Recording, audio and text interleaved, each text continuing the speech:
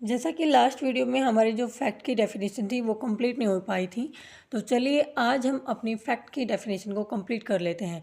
तो सबसे पहला जो क्वेश्चन अराइज होता है वो होता है कि जो फैक्ट की डेफिनेशन है वो कहाँ डिफ़ाइन की गई है। तो वो है हमारा सेक्शन 2 सब क्लोज एफ, यानी कि एफ फॉर फैक्ट। तो हम इसको ईजिली याद रख सकते हैं। और यहाँ पे जो वर्ड यूज हो रखे हैं वो हो रखे हैं means and include. Facts means and includes anything, state of thing और relation of things capable of being perceived by the senses, यानी कि ऐसी कोई वस्तु या उसकी कोई भी अवस्था या रिलेशन जो कि परसीव्ड किया जा सके, जिसको कि महसूस किया जा सके सेंसेज के द्वारा। सेकंड जो इसमें चीज़ इंक्लूड होती है वो होती है mental condition. Any mental condition of which any person is conscious, यानी कि ऐसी कोई मानसिक दशा जिसके बारे में जो पर्सन है वो कॉन्शियस हो, यानी कि उसको पता हो, उसको बोध हो, अगर हम हिंदी में बात करें तो। अब यहाँ पे कुछ इलस्ट्रेशंस दी गई हैं जो हमारे प्रिलिमिनरी पॉइंट ऑफ व्यू से बहुत ही इम्पोर्टेंट हैं। तो चलिए हम वन बाय वन इलस्ट्रेशन को रीड करते हुए आगे चलते हैं।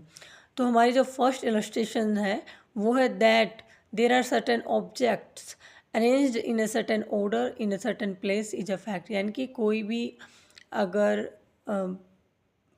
ऑब्जेक्ट्स हैं वो अरेंज हो रखे हैं किसी सर्टेन ऑर्डर के अंदर, किसी सर्टेन प्लेस पे, तो वो भी एक फैक्ट होगा। सेकंड जो इलस्ट्रेशन है वो बात करता है हमारे दैट अ पर्सन हियर्ड और सा समथिंग इज अ फैक्ट, यानी कि किसी आदमी ने कुछ सुना या देखा, वो भी हमारा क्या होएगा, फैक्ट होएगा।